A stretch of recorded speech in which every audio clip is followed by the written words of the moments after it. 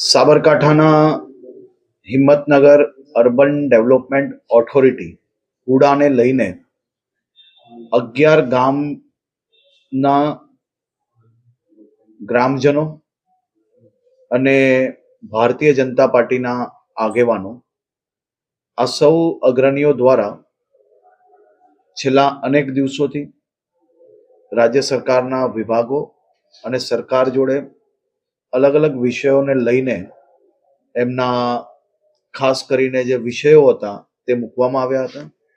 આજે સવારે માનનીય મુખ્યમંત્રી શ્રીની સૂચનાથી 4 મંત્રીશ્રીઓની કમિટી આદરણીય ઋષિકેશભાઈ પટેલ, અર્જુનભાઈ મુડવડિયા, પ્રદ્યુમનભાઈ વાજા, જીતુભાઈ વાઘાણી અને નરેશભાઈ પટેલ આજે કોઈ કારણોસર હાજર નહીં રહી શક્યા.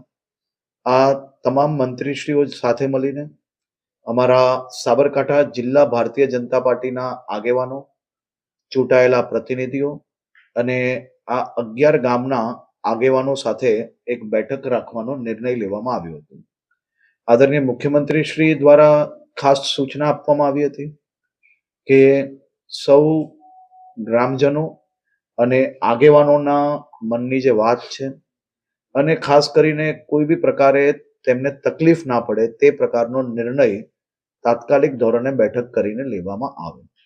આજે હિંમતનગરના અને સાબરકાંઠાના સૌ આગેવાનો સાથે મળીને અમે 4 મંત્રીશ્રીએ મુખ્યમંત્રી શ્રી જોડે વિચાર અને વિમર્શ કર્યા બાદ હુડાનો નિર્ણય હાલ પૂરતો સંપૂર્ણ રીતે સ્થગિત કરવામાં આવે છે. અગાઉ પણ તત્કાલીન મુખ્યમંત્રી આનંદીબેનના સમયે વિરોધ થયો હતો, એ વખતે પણ સ્થગિત કર્યું હતું. અત્યારે ફરીથી સ્થગિત કર્યું. 2 વર્ષ પછી ફરીથી આવશે, ફરીથી વિરોધ આવશે. તો એમાં કઈ કાયમી નિરાકરણ?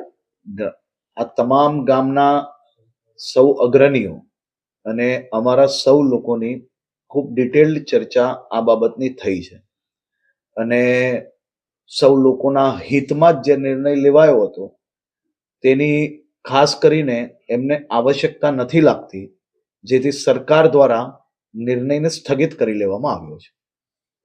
Thank you.